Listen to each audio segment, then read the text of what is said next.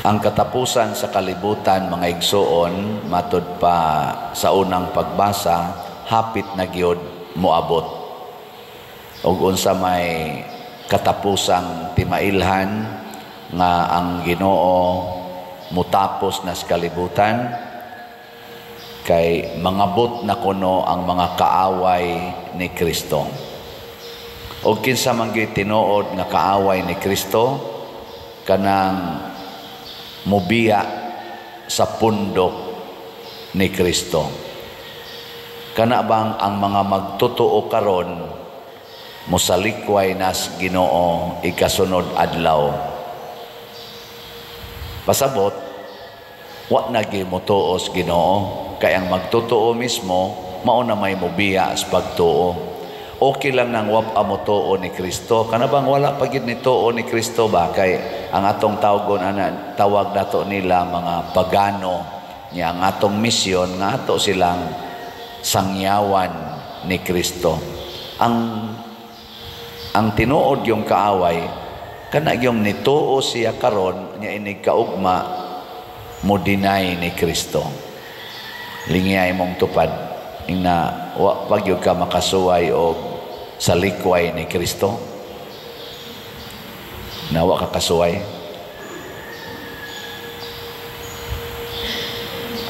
Ay, pupariharan ta. Kakuan man pader, dili man sad permanente kay mo sa likway sa ko karon, ikaugma magbasol man sad ko, aka na madadara na siya. Kana gyung mapermanente na gyud. Nga bang permanente na ba?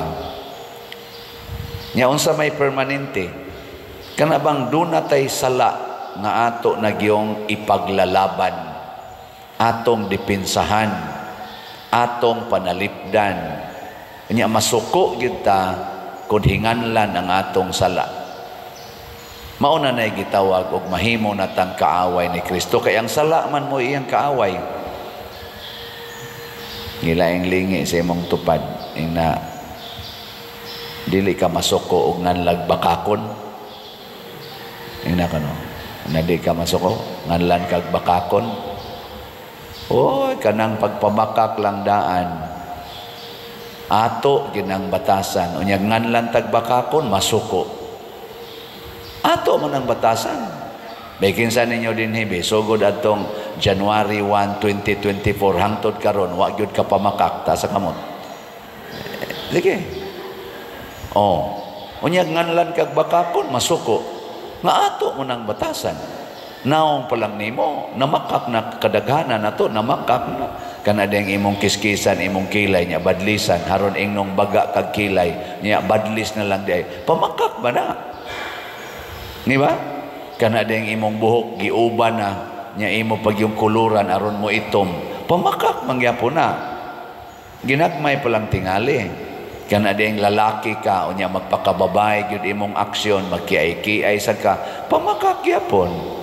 Babae ka unya magpinamatso-matso ka, pulo-pulo pa ka diya, nya padako-dako pa ka stingog, munas ginhawa nimong padako-dako stingog, pamakak gyapon.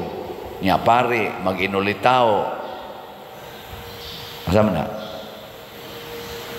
Unsa man na? Pare ba mag-inulitaw, unsa man na? Nagpakatotoo.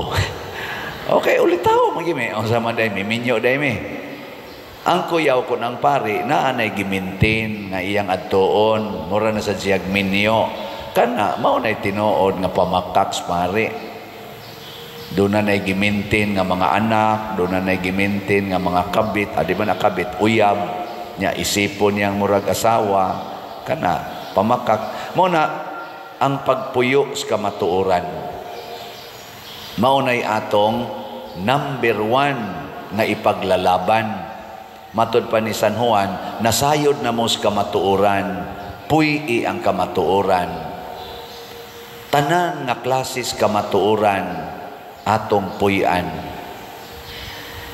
Nakaroon uso na kayo nang gitawag og fake news. Hasta ako din magwali ko na sa mo comment fake news man na pader. Hilig kita ng fake news.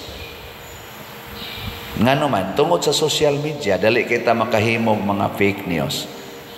Pero ang atong konsensya, mao'y mutug-an nato, fake news ba ni? O good news?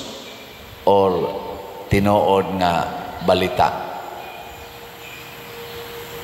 Kanang moingon tang grabe na ang kalisod sa atong nasod. Daghan na kaing naglisod karon financially and morally and socially. Fake news o good news o true news? Lingi lang diya sa imong tupad. Nawa ka maglisod. Nawa ka maglisod og bayad sa imong utang. Ngutan na ba imong tupad? Dugay na nang naglisod. Dugay na naglisod. Nya, spiritual Wadi ta maglisod spiritual Sayong na kayo nailhon ang kanang spiritual nga kalisod. Daghan ang nagbinungulay. Daghan ang nag-away. Mga silingan, mga office mates, mga classmates. Di ba? Hasta pagani mga church mates. Dini de simbahan. Daghang nag-away dinhi mga organisasyon.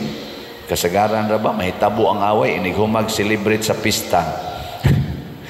Nag-celebrate og pista aron kunuhay mo aligre nya masuod sa Santos, ang resulta na nag-away.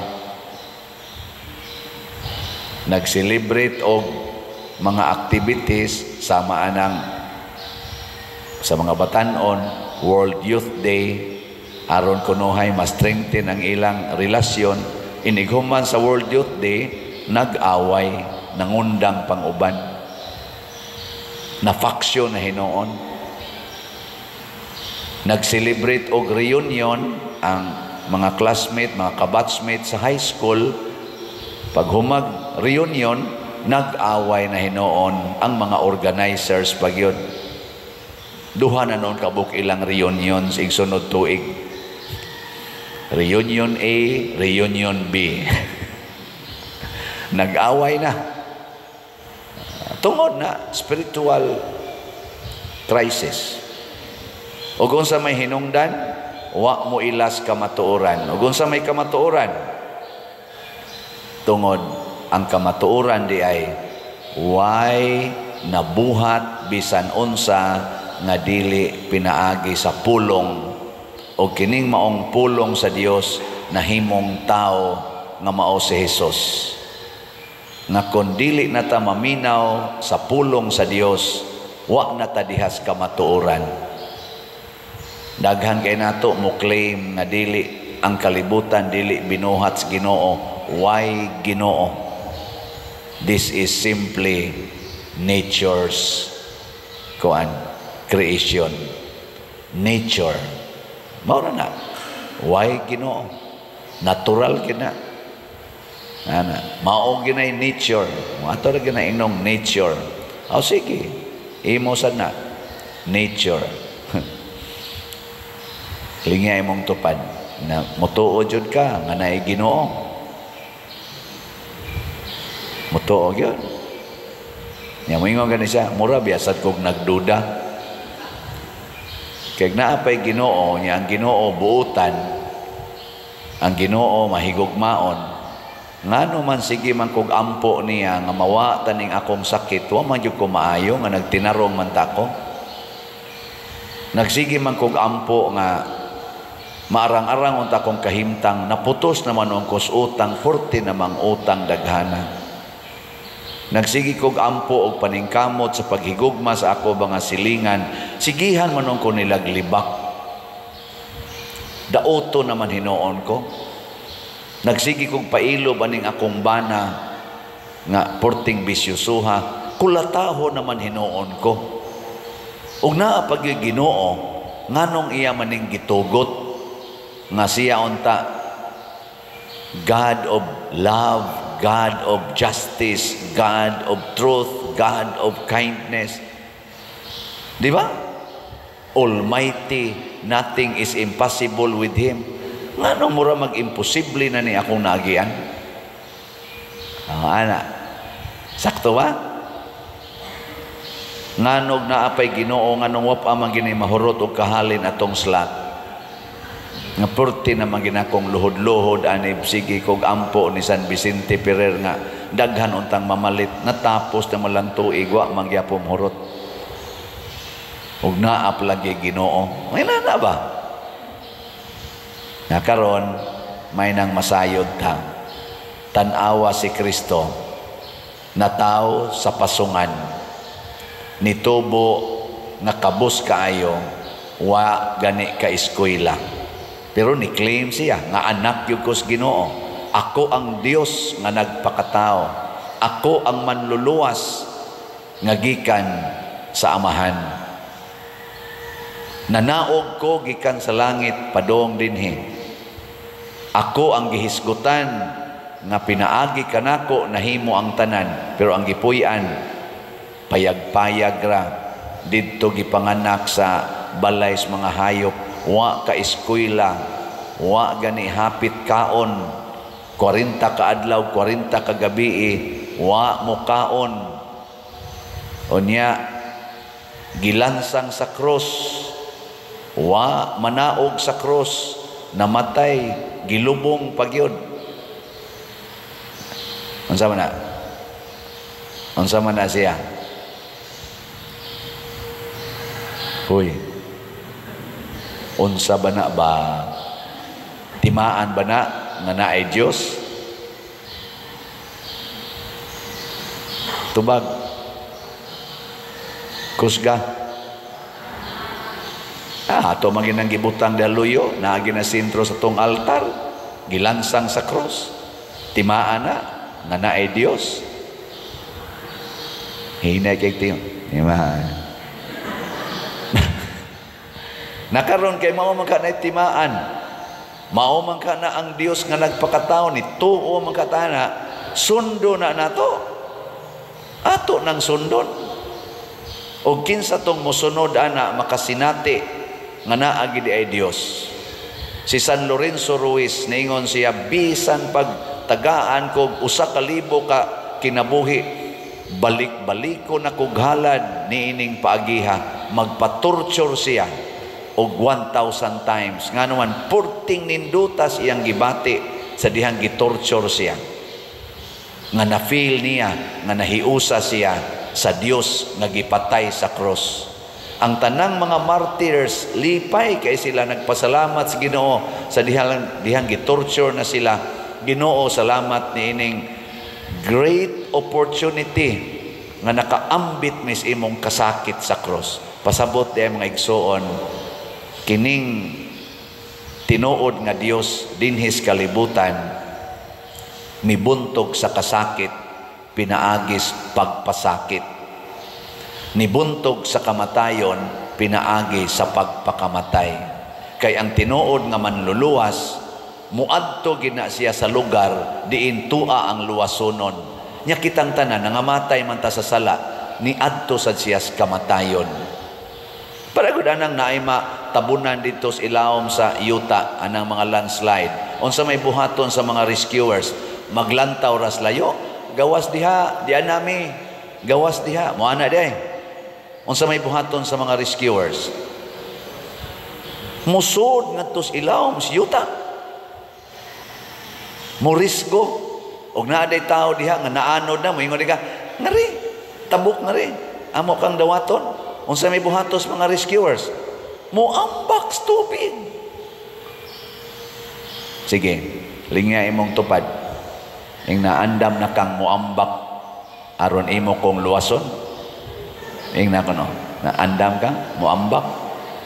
Mao na mga asawa, kung ang inyong bana na biktima ng kabit-kabit, tuan as kabit, kuyugi dito sa kabit. Dito siya luwasa.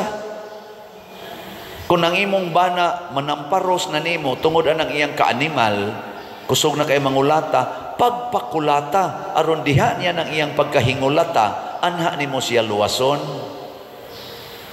Kung ang ato mga tao wa nay mga balay, kitang dunay balay, mangadto ta sa ilang lugar nga way balay. Pasabot dad-i ditong balay. Himuig balay mo nang gahimo tarog si TUMM. Ni gasto tag 100 pesos atong si TUMM aron maka duol tas dunay balay. Anga magmuduol ka dito aron mga saba nila nganong wa mo'y balay, pagdag materialis para sa ilang itukod og balay, duol dito. Dili kay magsige ra tag ingon nga paghimo dag balay. Unsa may akong ihimo? Palit og slot. Ana, ako sad nga naluoy nga ang ato mga kabos nga igsuon way gikaon ang magsige kog pakauwag baligyag slot aron makapalit tag mga pagkaon para ihatag sa atong mga kaigsuonan. Mo sa na akong buhaton isip pare, wa man ko'y kwarta din anang inyong kolekta, minus man na, pun anatog slot. Nga ikaw sad ganaa sa ekstrang kwarta, puy ang kamatuoran. Nganong magsige man kag ingon nga di ko mo palit og slot, ganaa man jud kay kwarta. Pila ra man ang 500 pesos para sa atong SBF dag, pila ra man ang 100 pesos para sa atong Santo Niño's healing gifts. Wa jud kay 600 karong adlaw. Na kay 600 wa. Uy. Puing kamatuoran na kay 600 wa. Niya, nusa man ka mo palit. Unyag matapos na. Ha? Nanus amang ka mo palit ba unyag matapos. Kanang di nakakaginhawa o napakampalit. Para unsa man ang imong 600 para ipalit og pagkaon? Dili. Ipalit nag-slot. Itukod na natog balay. Ihimo na nato sa atong pagsaulog ni Santo Niño ug ang grasya matod pa diri sa atong ebanghelyo. Gikan sa naghingapin niyang grasya, kitang tanan gihatagan niya sa walay puas nga panalangin. Ang balaod gikan na ni Moises, kana bitang balaod nga magtigom gyud para sa imong future, magtigom gyud, balaod man na. Balaod nato ba? Tawhanon. Pero matod pa diri ang grasya gikan sa Ginoo. Unsa man ang grasya? Kana bang wa tay effort gihatag ra nato. Wa tay effort para ato ng pangayoon, kalinaw, kalipay, kahimsog sa panglawas, kasulbaran sa mga problema nga espirituhanon sama aning binungulay, sama anang away, gubat, espirituhanon man na nga kanang problema. Way kwarta nga makasulbad ana. Wa gyud. Unsa may makasulbad? Grasya. Kanus aman ang grasya mo abot kung kita nagtuman sa sugo os Ginoo. Unsa may sugo os Ginoo? Sell everything you have and give it to the poor. That is the final requirement para ang grasya mubaha nganhin nato. Hige lingi mong tupad. Ang di mo lingi matapos. Ing na sa dili pa matapos ning 2024 mo palit na kog slot. Ing na sa dipan ni matapos ang 2024 palit yung kog slot. Ana ha, ang mo palit manindog.